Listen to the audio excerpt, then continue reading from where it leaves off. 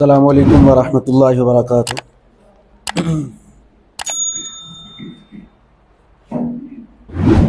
बिस्मिल्लाहिर्रहमानिर्रहीम। क़ालल्लाहु तबारक व तआला वजअलना मिनहुम अइम्मतन यहदून बिअमरिना लम्मा सबरू व कानू बिआयातिना युक़िनून। सदक़ल्लाहु मौलाना अज़ीम। हम जितने भी अहबाब यहाँ मौजूद हैं सब के सब मुअल्लिम हैं। जो पर्दे के पीछे बैठे हुए हैं या इस तरफ हैं या उस तरफ हैं, सब का ताल्लुक़ तालीम के साथ है। हम बतौर उस्ताद हैं। उस्ताद बैक वक्त उस्ताद भी होता है, पढ़ाने वाला भी होता है, सिखाने वाला भी होता है और उसके साथ साथ लीडर भी होता है, कायद भी होता है, अमीर भी होता है। कुरान मजीद ने कायद की, लीडर की दो सिफ़ात बयान फरमाई हैं। सूरतुस सजदा की आयत नंबर 24 में मौजूद है, वजअलना मिनहुम अइम्मतन यहदून बिअमरिना लम्मा सबरू व कानू बिआयातिना युक़िनून। इस आयत मुबारका में अल्लाह ताला ने कायद की, लीडर की दो सिफ़ात को बयान फरमाया है। वो दो सिफ़ात क्या है? नंबर एक सब्र करने वाला होगा, नंबर दो यकीन करने वाला होगा। सब्र करने वाला और यकीन करने वाला। आपने बोलना है या मैंने भी? आप मेरे साथ आप बोलेंगे या सिर्फ मैंने ही बोलना है? थोड़ा थोड़ा बोलेंगे आप भी? जी, मेहरबानी। अल्लाह ताला ने इस आयत मुबारका में कायद की कितनी सिफ़ात बयान फरमाई हैं? दो। कौन कौन सी? जी, सब्र करने वाला और यकीन करने वाला। अगर तो आपके अंदर ये दोनों चीज़ें मौजूद हैं तो मुबारक हो, आप उस्ताद के साथ साथ लीडर भी हैं, कायद भी हैं। अगर आपके अंदर ये दोनों चीज़ें मौजूद नहीं हैं तो आप सिर्फ उस्ताद हैं, लीडर और कायद नहीं हैं। यह सब्र और यकीन इतनी बड़ी ताकत है कि अगर कोई गैर मुस्लिम इनको अपनाता है तो अल्लाह ताला उसको भी लीडर बना देते हैं। आप तारीख़ पढ़ें, जितने भी बड़े बड़े कायदीन गुज़रे हैं, लीडर गुज़रे हैं, खा वो मुसलमान हो या गैर मुस्लिम, उनके अंदर ये दो चीज़ें लाजमन होंगी, सब्र और यकीन। इस वजह से वो कायदीन बने हैं। ये दोनों चीज़ें जब बच्चा पैदा होता है उसके अंदर मौजूद होती हैं, लेकिन यूँ यूँ बड़ा होता है, ज़माने की ज़िम्मेदारियाँ उस पर आती हैं तो ये चीज़ें उसके अंदर से ख़त्म होना शुरू हो जाती हैं। बाज़ औक़ात तो बिल्कुल ख़त्म हो जाती हैं और बाज़ के अंदर कुछ ना कुछ बाकी रहती हैं। सोशल मीडिया आप भी इस्तेमाल करती होंगी। आज जो हालात व वाक़यात, लड़ाई झगड़े जो हमारे सामने हैं, तलाक़ों की शरह जो हमारे सामने है, उसकी बुनियादी वजह यह है कि हमारे अंदर से सब्र ख़त्म होता चला जा रहा है। सब्र बाकी कैसे रहेगा? ये फितरतन चीज़ है, इंसान के अंदर सब्र और यकीन तो मौजूद होता है, लेकिन मैंने अर्ज़ किया कि ज़िम्मेदारियों के बढ़ने से ये चीज़ें ख़त्म हो जाती हैं या कम हो जाती हैं। ये बाकी कैसे रहेंगी या इनको बढ़ाया कैसे जाएगा? वो कुरान पाक के मुताले से बढ़ाया जाएगा। बेहतर तो ये है कि कुरान मजीद किसी अच्छे उस्ताद से, मुस्तनद उस्ताद से पढ़ लिया जाए, अगर नहीं तो किसी अच्छी तफसीर को लेकर उससे उसका मुताला कर लिया जाए। इससे इंशाअल्लाह सब्र और यकीन पुख्ता हो जाएगा, बढ़ जाएगा। इस पर एक मिसाल हमारे पाकिस्तान के अंदर, बल्कि पूरी दुनिया में एक जमात काम करती है जिसको हम तबलीगी जमात कहते हैं। इसको शुरू करने वाला एक फ़र्द था, फ़र्द वाहिद, जिसको मौलवी इलियास कहा जाता है। उन्होंने ये काम अकेले ने शुरू किया और इस वक्त पूरी दुनिया के हर मुल्क के अंदर ये काम हो रहा है। अकेले शख्स ने काम शुरू किया और इस वक्त पूरी दुनिया में काम हो रहा है। उनके अंदर सब्र और यकीन आला पैमाने पर था।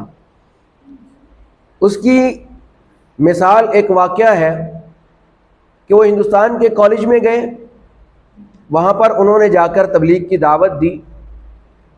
इनकी ज़ुबान के अंदर लुकनत थी, तो ज़ुबान भी अटकती थी। एक नौजवान जो ईरान से हिंदुस्तान में पढ़ने के लिए आया हुआ था, उसने कहा कि आप किस तरह की बातें करते हैं।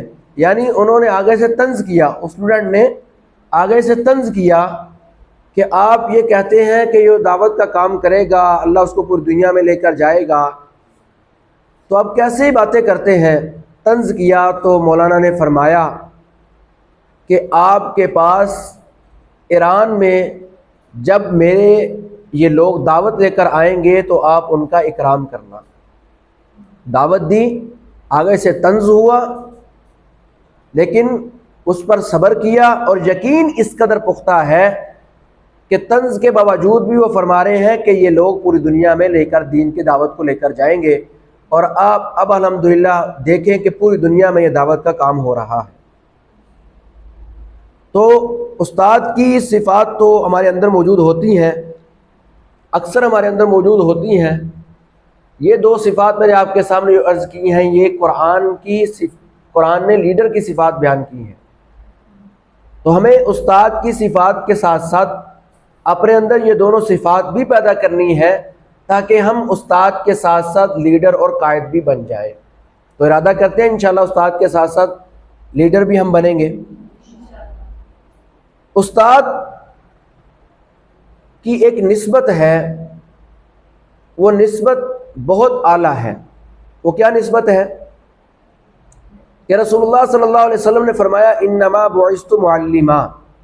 रसूलुल्लाह सल्लल्लाहु अलैहि वसल्लम ने अपने आप को उस्ताद फरमाया है। हम भी उस्ताद हैं, रसूलुल्लाह सल्लल्लाहु अलैहि वसल्लम भी अपने आप को उस्ताद फरमा रहे हैं।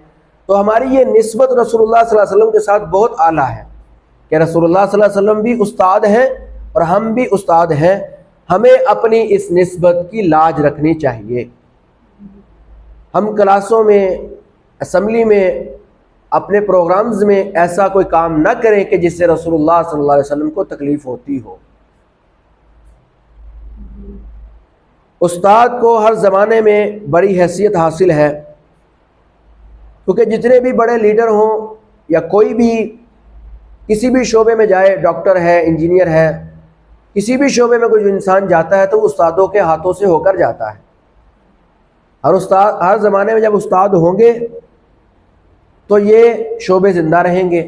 उस्ताद नहीं होगा, मुअल्लिम नहीं होगा, तो उस माशरे से ये शोबे खुद ब खुद ख़त्म होते चले जाएंगे और वो माशरा कहलाया जाएगा कि ये अनपढ़ों का माशरा है।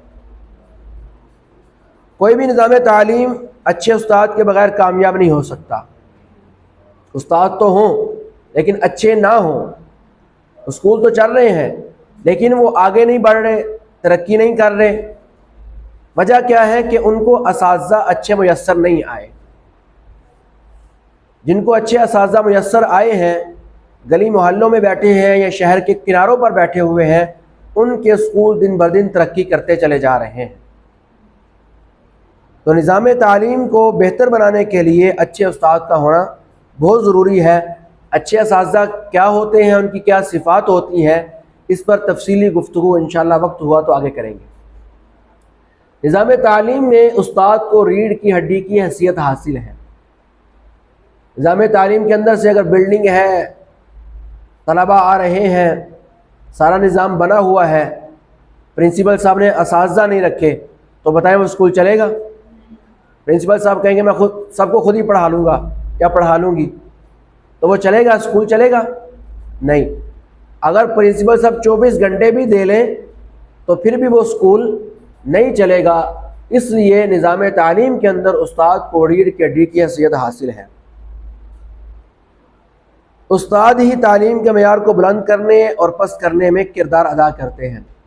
असातिज़ा की यूनियन बन जाए कि हमने इस स्कूल के मेयार को बुलंद करना है, तो वो स्कूल का मेयार बुलंद होता है। असातिज़ा की यूनियन बन जाए कि हमने इस टीचर को निकलवाना है, तो वो निकलवा कर ही दम लेते हैं। असातिज़ा का इसलिए उस्ताद ही तालीम का मेयार को बुलंद करने और पस्त करने में किरदार है। असातिज़ा का इसमें बहुत किरदार है। ये आप समझती हैं, शोबे में हैं और आपके सामने सारी चीज़ें हैं, इसको आप बेहतर समझती हैं। इस्लाम ने उस्ताद को निहायत पाकीज़ा, काबिल एहतराम और रूहानी बाप का, माँ का दर्जा करार दिया है। हमें भी ये सारी निस्बतें हैं, हमें इन निस्बतों की लाज रखनी चाहिए। हमें ख्याल करना चाहिए कि हम उस्ताद के साथ साथ एक माँ भी हैं और एक बाप भी हैं। जो बच्चे हमारे पास हैं, हम उनकी माँ भी हैं और उनके बाप भी हैं, और जिस शफ़क़त से माँ बाप बच्चों को लेकर चलते हैं, हमें भी उसी शफ़क़त, प्यार, मोहब्बत से इन बच्चों को लेकर चलना है। आप सल्लल्लाहु अलैहि वसल्लम का इरशाद है, इन्नमा बुइस्तु मुअल्लिमा, मुझे मुअल्लिम बनाकर भेजा गया है। हज़रत अली रज़ी अल्लाह तआला अन्हु का फरमान है, जिसने मुझे एक हरफ सिखाया वो मेरा आका है। उस्ताद का पेशा तमाम पेशों में अशरफ और अफजल है। दुनिया में जितने लोग काम कर रहे हैं, उन सब कामों में उस्ताद की फजीलत का कोई मुकाबला नहीं कर सकता।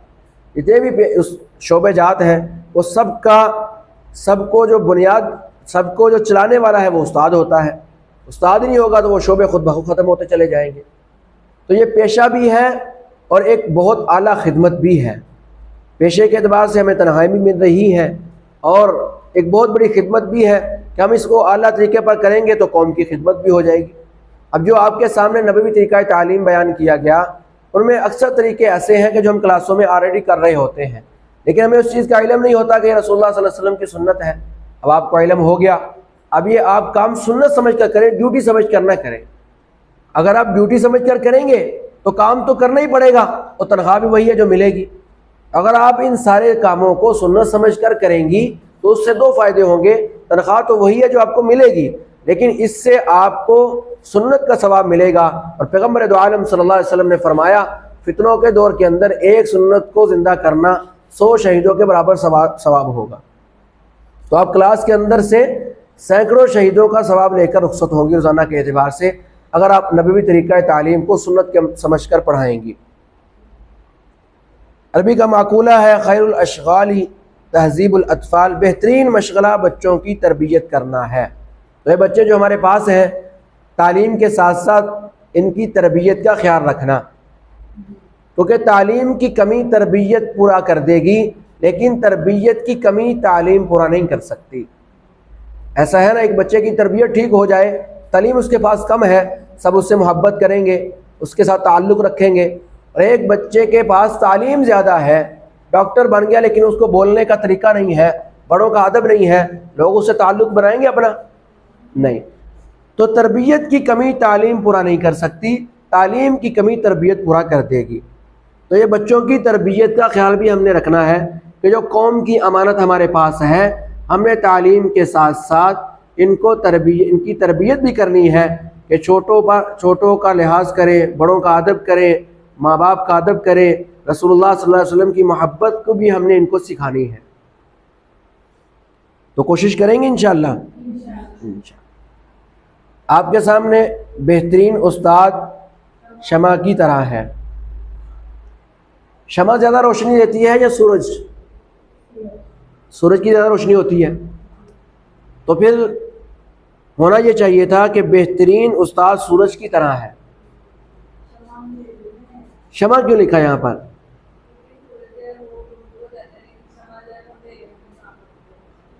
अंधेरे में भी काम आती है। तो जब अंधेरा होता है तो जब सूरज निकलता है रोशनी तो आ ही जाती है ना। जी, ये बात जिसने की है बिल्कुल ठीक बात की है कि जो सूरज होता है उसने अपनी ड्यूटी पूरी करनी है। किसी को मेरी ज़ात से फ़ायदा हो रहा है या नहीं हो रहा, कोई मेरी ज़ात से फ़ायदा उठा रहा है या नहीं उठा रहा, उसको इससे कोई गरज नहीं है। उसे सुबह निकलना है, शाम को उसने गुरूब हो जाना है।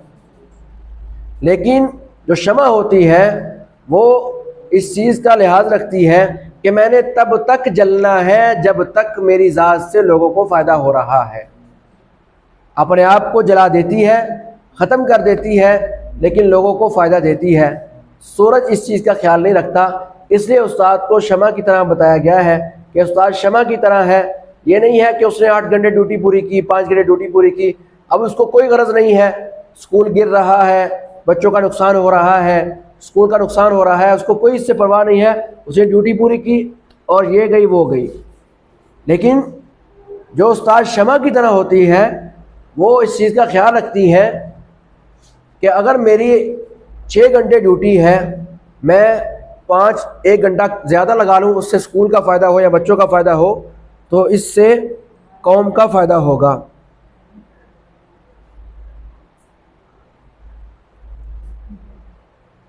उस्ताद की सिफ़ात। उस्ताद के दिल में इखलास और तलबा की खैर खाई का जज्बा हो। उस्ताद अपने कौल फ़ेल से दूसरों को राहत पहुँचाए। उस्ताद बाकिरदार बाअमल और तलबा के लिए अमली नमूना हो। जैसे बात आ गई कि अपने अमल से तालीम दे। उस्ताद झूठ, ग़ीबत और गलत बयानी से बचे। जो चीज़ हम बच्चों के अंदर पैदा करना चाहते हैं वो हम अपने अंदर पैदा करें। ये सारी चीज़ें जो हम बच्चों के अंदर से निकालना चाहते हैं वो ख़ुद पहले अपने अंदर से निकालना होंगी।